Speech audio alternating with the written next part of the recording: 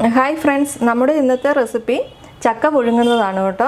അപ്പോൾ അതിന് വേണ്ടിയിട്ട് ഞാനിവിടെ നന്നായിട്ട് കഴിക്കുന്ന ഒരാളാണെങ്കിൽ ഒരാൾക്ക് കഴിക്കാനുള്ളത്, കുറച്ച് കഴിക്കുന്ന ആളാണെങ്കിൽ 2 പേർക്ക് കഴിക്കാനുള്ള അളവിലായി എടുത്തിട്ടുള്ളൂ. ഇതുപോലെ നീളത്തിലാണ് കേട്ടോ ഞാനിവിടെ അരിഞ്ഞെടുത്തിരിക്കുന്നത്. ചില സ്ഥലങ്ങളിൽ വട്ടത്തിലൊക്കെ അരിഞ്ഞെടുക്കാറുണ്ട്. അതൊക്കെ നമ്മുടെ ഇഷ്ടത്തിനനുസരിച്ച് മാറ്റം വരുത്തിയാൽ മതിയേ. ചക്കയ്ക്ക് ചേർക്കുന്നതിന് വേണ്ടിയിട്ട് നമുക്ക് കുറച്ച് തേങ്ങയൊന്ന് ഒതുക്കിയെടുക്കണം. അതിന് വേണ്ടിയിട്ട് 1 കപ്പ് തേങ്ങ എടുത്തിട്ടുണ്ട്. തേങ്ങയുടെ അളവ് കുറച്ച് കൂടിയാലും കുഴപ്പമില്ല കേട്ടോ. ചക്കയ്ക്കൊക്കെ നല്ലതുപോലെ തേങ്ങ ചേർക്കുന്നതാണ് നല്ലത്.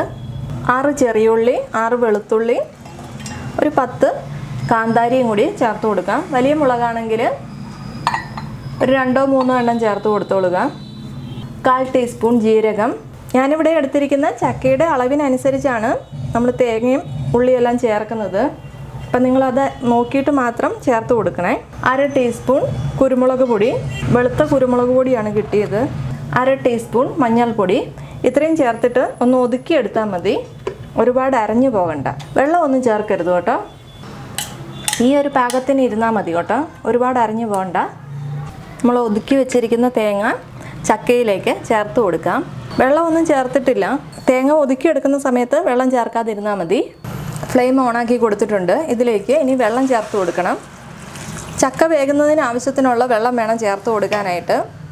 ഞാനിവിടെ 1/4 കപ്പ് വെള്ളം ചേർത്ത് കൊടുത്തിട്ടുണ്ട്. നിങ്ങളത് നോക്കിയതിന് ശേഷം മാത്രം ചേർത്ത് കൊടുത്താൽ മതിയേ. വെള്ളം കുറവാണെങ്കിൽ പിന്നീട് ചേർത്ത് കൊടുത്താൽ മതി. ഒരുപാട് വെള്ളം ചേർത്ത് കഴിഞ്ഞാൽ ചക്ക വല്ലാണ്ട് അങ്ങോട്ട് കുഴഞ്ഞു പോകത്തേ ഉള്ളൂ. കറി മാതിരിയായി പോവും. ഇതിലേക്ക് 2 തണ്ട് കറിവേപ്പില ചേർത്ത് കൊടുക്കാം. 1 ടീസ്പൂൺ ഉപ്പ്. ഇതുപോലെ കുറച്ച് വെള്ളം വേണം കേട്ടോ. ഒരു 1/4 കപ്പൊക്കെ മതി. ഒരു ലോ ടു മീഡിയത്തിലിട്ട് അടച്ചു വെച്ച് കൊടുക്കാം. നല്ലതുപോലെ ഒന്ന് ആവി കയറി വരട്ടെ. നല്ലതുപോലെ തിളയ്ക്കാനൊക്കെ തുടങ്ങിയിട്ടുണ്ട്. ഇനി ലോ ഫ്ലെയിമിലോട്ട് വെച്ച് കൊടുക്കാം കേട്ടോ.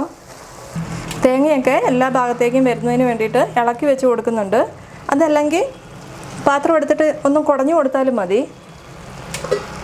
ലോ ഫ്ലെയിമിലോട്ട് വെച്ച് കൊടുക്കണേ. ഒന്നും കൂടി ഒന്ന് തുറന്നു നോക്കാം. നിങ്ങൾ ഒഴിക്കുന്ന വെള്ളം കുറവാണെങ്കിൽ കുറച്ച് വെള്ളം കൂടി ചേർത്ത് കൊടുക്കണം കേട്ടോ. ചക്കയൊക്കെ വേകാൻ തുടങ്ങിയിട്ടുണ്ട്. പച്ചച്ചക്കയൊക്കെ പെട്ടെന്ന് തന്നെ വേകാറുണ്ട്. ചില ചക്ക മാത്രമാണ് പെട്ടെന്ന് വേകാതെ വരുന്നത് കേട്ടോ. നമ്മൾ ഒഴിച്ചു കൊടുത്ത വെള്ളമൊക്കെ പറ്റിയിട്ടുണ്ട്. ലോ ഫ്ലെയിമിൽ തന്നെ വെച്ച് കൊടുത്താൽ മതി. ചക്ക വെന്തില്ലെങ്കിൽ മാത്രം ഇനി വെള്ളം ചേർത്ത് കൊടുക്കാവുള്ളൂ. ഉപ്പ് നോക്കണേ. 1/2 ടീസ്പൂൺ ഉപ്പും കൂടി ചേർത്ത് കൊടുക്കുന്നുണ്ട്. ലോ ഫ്ലെയിമിൽ തന്നെ അടച്ചു വെക്കാം. തുറന്നു നോക്കാവേ. നല്ലതുപോലെ വെന്തിട്ടുണ്ട്. ഇനി നമുക്ക് ഫ്ലെയിമൊക്കെ ഓഫ് ചെയ്ത് കൊടുക്കാം. ഇതിലേക്ക് കടുക് താളിച്ച് ചേർക്കുന്നുണ്ട്. കടുക് താളിക്കുന്നത് എല്ലാവർക്കും അറിയാവുന്നതല്ലേ. 1.5 ടേബിൾ സ്പൂൺ എണ്ണ ഒഴിച്ച് കൊടുക്കുക. എണ്ണ ചൂടായി കഴിയുമ്പോൾ 1/2 ടീസ്പൂൺ കടുക് ചേർത്ത് കൊടുക്കുക. ഒരു 3 ചെറിയുള്ളി അരിഞ്ഞതും 3-4 വറ്റൽ മുളകും 1 തണ്ട് കറിവേപ്പിലയും ചേർത്ത് നല്ലൊരു ഗോൾഡൻ കളർ ആകുന്നോടം വരെ ഇളക്കി കൊടുക്കുക. ഇത്രയേ ഉള്ളൂ കടുക് താളിക്കുന്നത്. ഇനി നമുക്ക് ചക്ക നല്ലതുപോലെ ഇളക്കി കൊടുക്കണം. ഉപ്പൊക്കെ നോക്കണം. ഉപ്പ് പാകമാണോ എന്ന് നോക്കണം. പാകം അല്ലെങ്കിൽ ചേർത്ത് കൊടുക്കണം കേട്ടോ.